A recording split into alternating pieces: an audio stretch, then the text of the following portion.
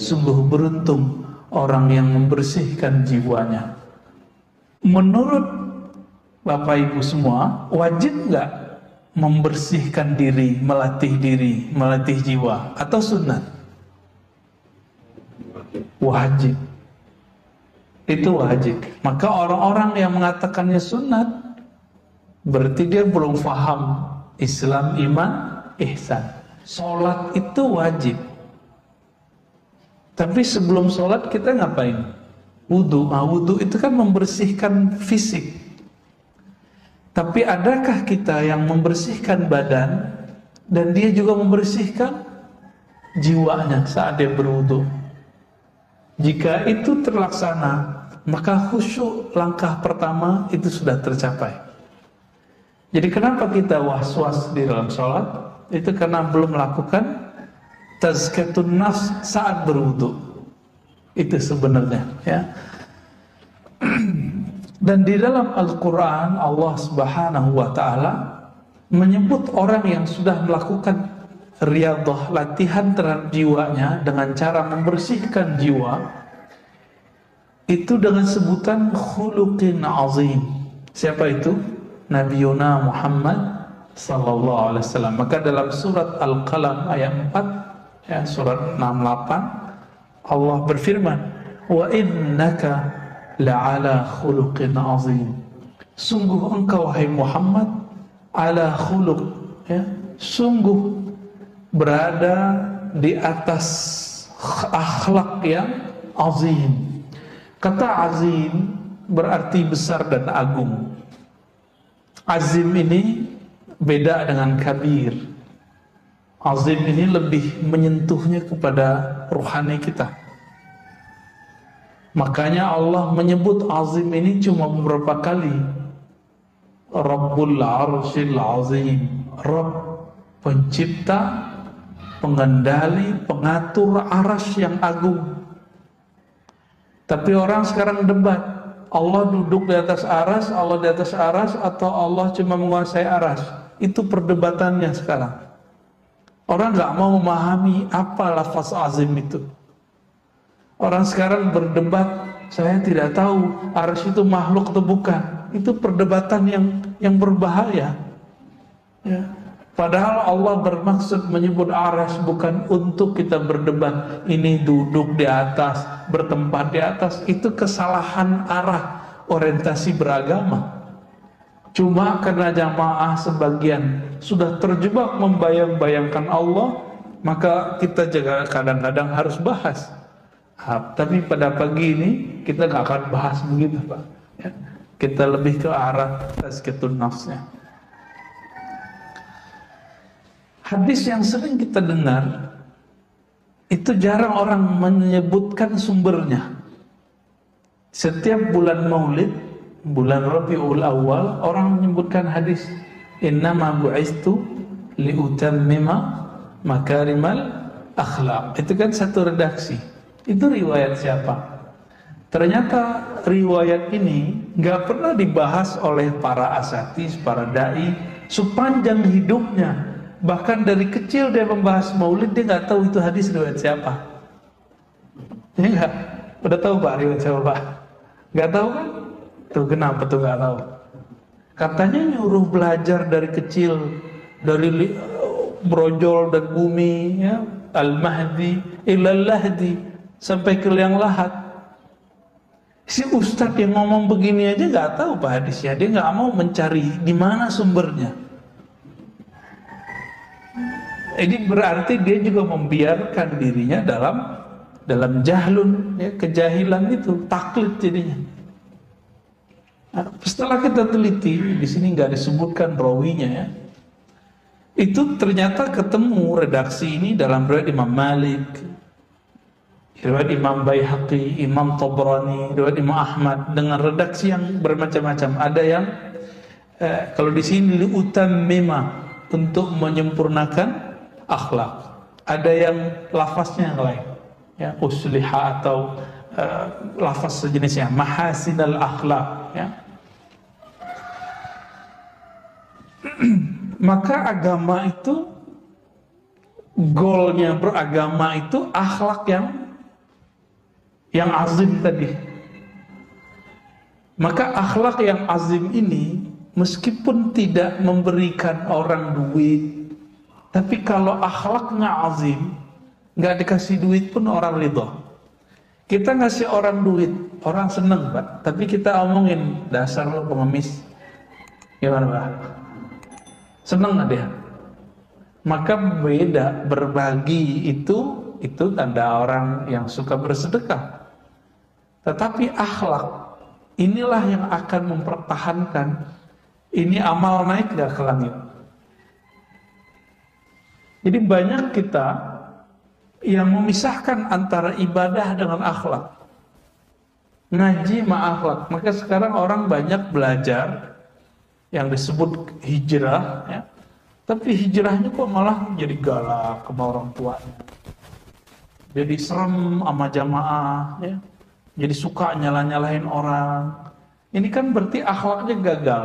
Berarti dia belum nemu qad aflaha man zakkaha. Maka teman-teman yang belajar agamanya membuat kita konflik dengan orang, coba dikaji lagi dan ditanya lagi hatinya. Ini emang begini agama yang Nabi ajarkan? Coba tanya-tanya lagi dalam hati itu.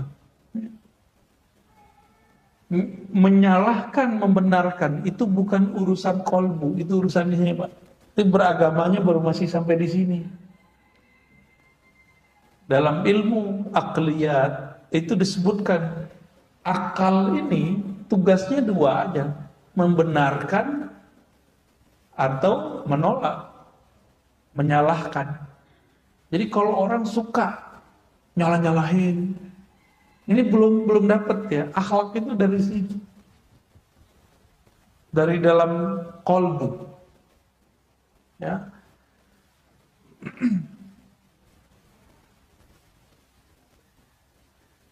Maka Nabi SAW dalam hadis yang sahih itu mengatakan wa khaliqin nas bi khuluqin hasanin. Nah, coba lafaznya ini. Khaliqi, khalaqa yukhaliqu mukhalaqa.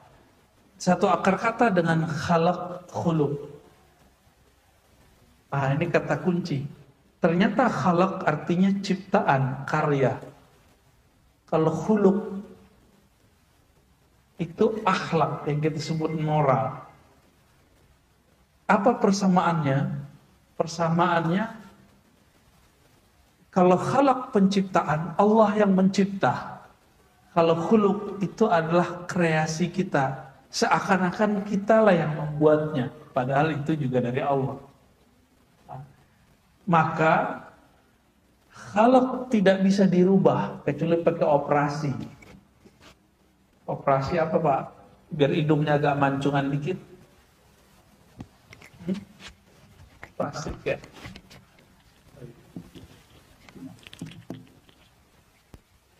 Jadi pada dasarnya wajah nggak bisa dirubah, tapi akhlak bisa dirubah nggak?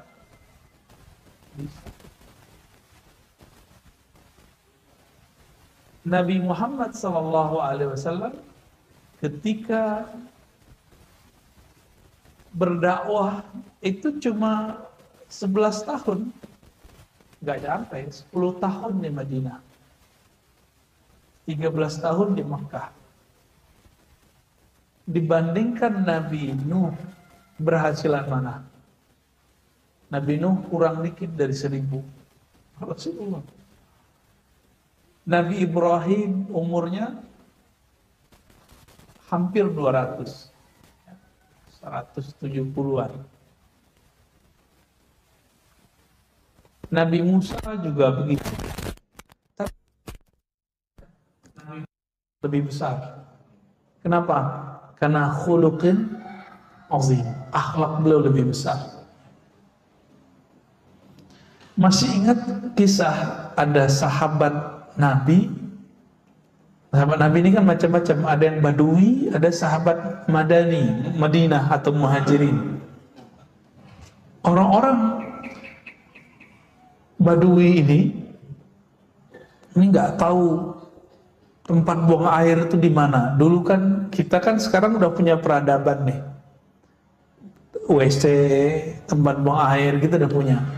Dulu orang Arab Badui itu mirip-mirip sopir angkot zaman-zaman dulu, Pak. Ngeliat tembok langsung nembak di situ. Kebayang? Nah, orang Arab Badui itu gitu.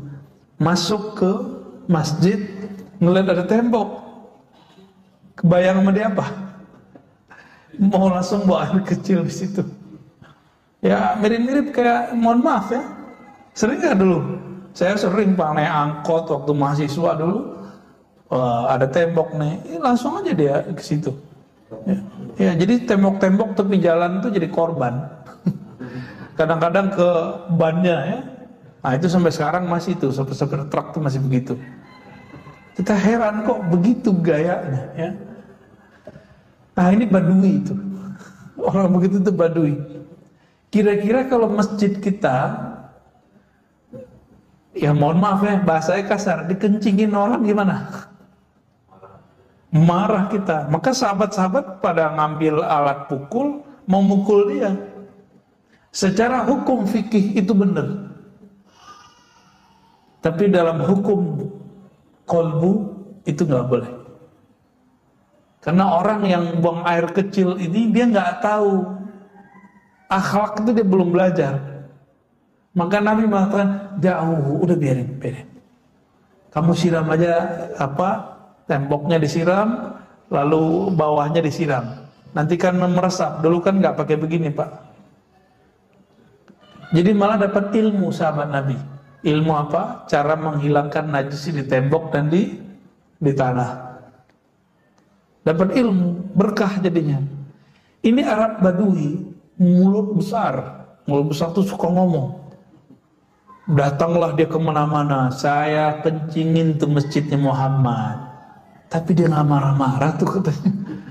Jadi orang-orang akhirnya penasaran. Bulan berikut terjadi gelombang besar-besaran, orang Arab Badui masuk Islam. Jadi cuma karena urusan buang air kecil, Pak. Ya, begitu Rasulullah. Tapi hari ini bagaimana orang berdakwah? Nggak begitu. Cuma ngaji di YouTube, ngaji di TV, berantem di masjid. Maka masjid itu jadi tempat suka berantem hari ini. Ya enggak? Ya, masjid ini mungkin pernah berantem dulu ya. Apa kata Nabi? Wa khaliqin nas bi khuluqin hasan. Hendaklah kamu berusaha berakhlak, bermoral, menciptakan kondisi kepada nas. Nas ini bukan hanya orang beriman, siapa aja, apalagi orang yang beriman. Bi khuluqin hasanin, dengan khuluq, dengan akhlak yang hasan. Hasan itu bagus.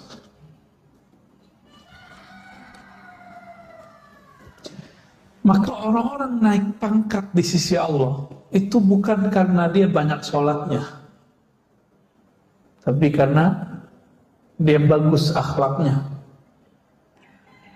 Di masa Rasulullah SAW ada seorang perempuan yang setiap hari sholat tahajud, setiap malam tahajud, setiap hari dia sholat zikir. Tapi Nabi mengatakan finnar, dia masuk neraka. Kenapa? Kesolehannya baru sampai di fisik. Tapi ada seorang sahabat Nabi, beliau mengatakan fil jannah, orang ini masuk surga. Semua hadis ini sahih, ada dalam kitab Sahih Bukhari dan Muslim. Ketika diteliti, ternyata orangnya punya cuma satu akhlak. Apa akhlaknya? Salamatus sadr. Dia tidak pernah menyimpan kebencian kepada orang. Kita baru masuk masjid udah ngelihat nih ahli bid'ah nih ya. Oh ini beda faham nih. Pasti begitu ya. Nah, coba sekarang kalau masuk masjid baca doa. Apa doanya? Allahumma inni as'aluka, Allahumma ftah li abwaaba rahmatik ya. Kalau as'alukanya keluar ya. Allahumma ftah li abwaaba rahmatik. Ya Allah, bukakan kepadaku bukan satu pintu, tapi abwab. Apa arti abwab? Pintu, banyak pintu. Banyak pintu rahmat Engkau ya Allah. Maka banyak pintu di sini. Jangan cuma beribadah di masjid, sapa orang, ya senyum kepada orang. Cuma sekarang kita nggak bisa senyum orang, Pak. Ketutup. Ya, maka sekarang ngangguk. Kita nunjukin kerendahan hati dengan cara ngangguk, ya. Mata yang teduh itu sudah cukup sebenarnya.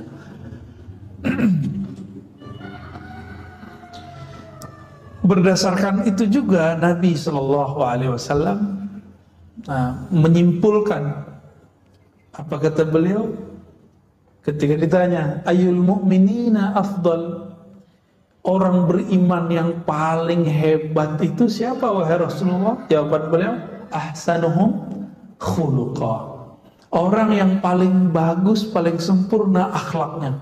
Dan akhlak itu, Bapak Saudara makan Allah, bukanlah hiasan fisik, dia ada di dalam kolbu. Jika di kolbunya tidak dibersihkan, maka tidak akan muncul akhlak yang bagus. Maka kitab ini nanti akan membimbing kita bagaimana cara membersihkan kolbu. Di kolbu kita ada rasa, merasa lebih baik dari orang nggak?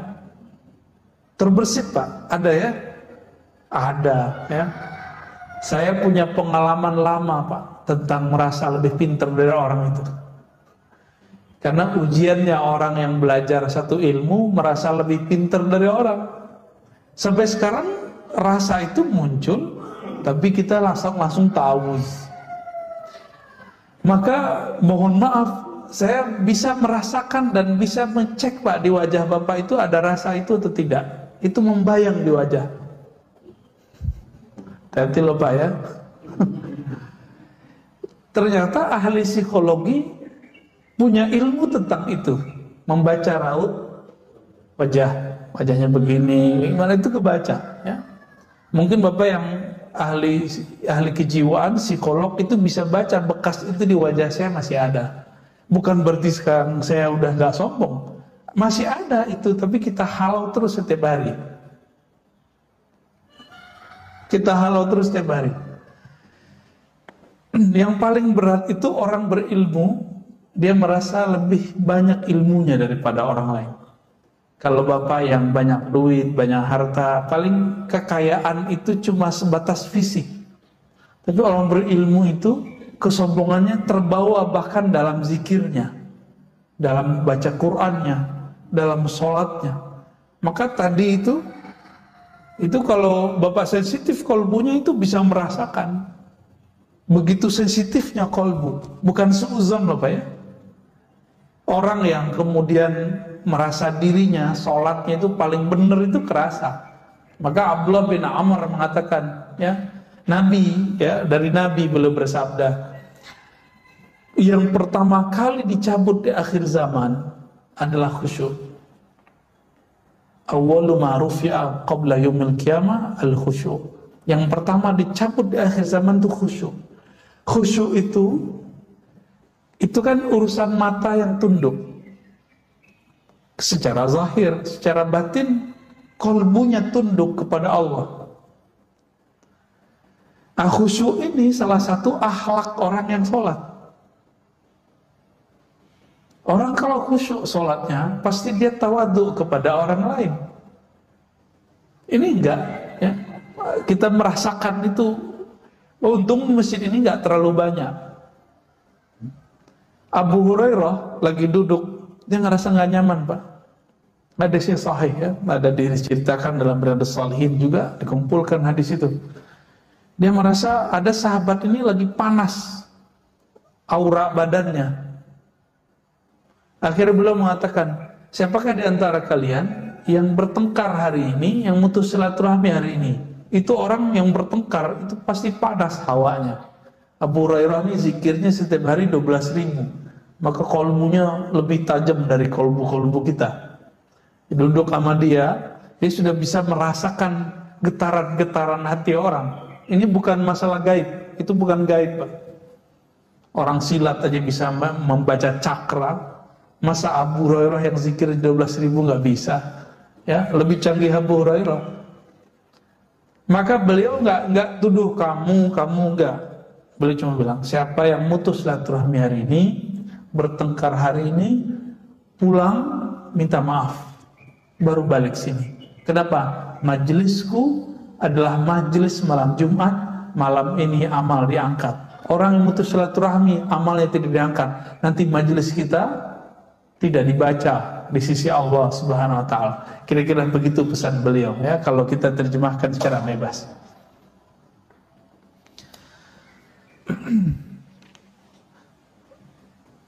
Di dalam Al-Quran itu pesan akhlaknya sangat banyak. Misalnya kita sering dengar imam baca ayat wal qaziminal ghaidha wal 'afina 'anil nas. Ya, surah Ali Imran kan sering dibaca itu. Itu pesannya akhlak. Selama ini sering dengar apa arti kazim? Kaziminal ghaiz. Bukan memendam emosi, tapi kazimin itu yang menghalau emosi. Kaziminal ghaiz. Maka salah satu zuriat Nabi dulu ada namanya Musa al-Kazim. Karena beliau itu nggak pernah marah. Mau dibully orang segimana aja dia nggak pernah marah. Ini Musa al-Kazim. Ya. Anaknya Syekh Asnawi Caringin itu namanya Ahmad Kazim. Saya pernah berziarah ke sana. Kaget juga kita namanya Ahmad al-Kazim. Lalu bagaimana cara untuk mendapatkan husnul khuluq atau al-akhlaq al-hamidah, al-akhlaq yang sempurna, yang baik. Beliau memberikan tips kepada kita. Caranya adalah bersihkan sumbernya, maka hulunya gitu ya, muaranya akan bersih. Bersihkan dari dalam. Jadi jangan cuma bersihkan luarannya.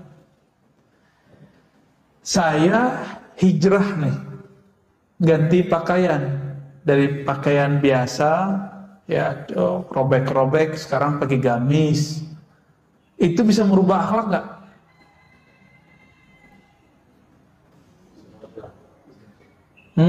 Gimana Pak? Belum tentu. Bisa jadi preman bergamis. Ya, hati Pak. Pakai serban, pakai kopiah, ya, pakai ginian, ya. Terus pegang mic. Udah jadi ustadz aja. Kira-kira gimana? Kolbunya belum dibenerin. Kalau dia ceramah kira-kira gimana? Nah itu, Bapak sudah tahu jawabannya.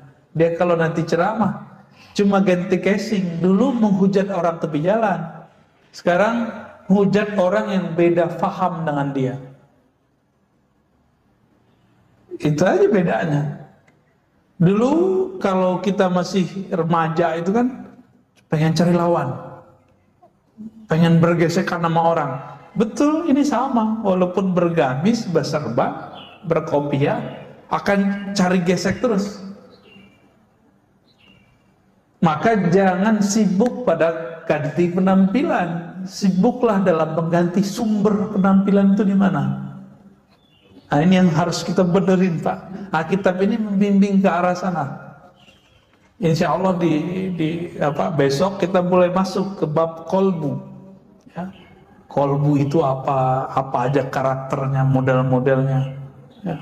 Atau malah pagi ini aja kali ya langsung. Kita pendek aja nih. Ya. Jadi cara pertamanya kita harus diagnosa dulu. Ini kolbu kita, kolbu yang mana nih? Kolbu itu kan dibagi 3 aja. Sehat, sakit, mati. Kolbu yang sehat, kolbu yang sakit, kolbu yang mati. Saya yakin yang hadir ini pasti hidup semua kolbunya, nggak ada yang mati. Berarti antara 2 aja, 1 sehat, 2 sakit. Termasuk saya Pak. Termasuk saya, bisa jadi saya kolbunya sakit. Bisa jadi Bapak lebih sehat kolbunya daripada saya. Nah ini bisa terjadi. Kenapa? Karena megang mic begini, pakai kopiah begini, pakai gamis begini, tidak ada jaminannya. kami begini, kolbunya lebih sehat.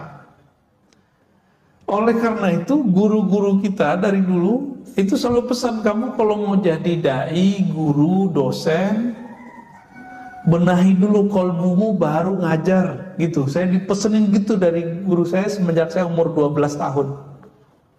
Saya masih ingat sampai hari ini, ya.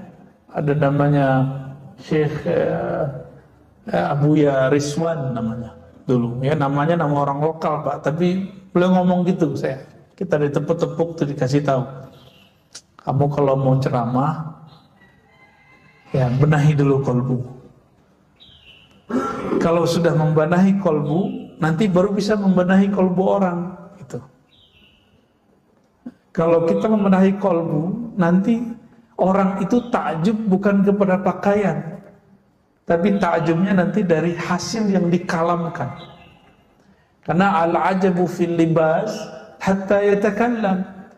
Takjub pada pakaian itu cuma sampai dia ngomong. Kalau dia ngomong ketahuan, nah gitu doang gitu. Gimana nggak Pak? Pakai serban nih, saya pakai kopiah segala macam. Tahu-tahu ngomongnya nggak jelas, ngelantur.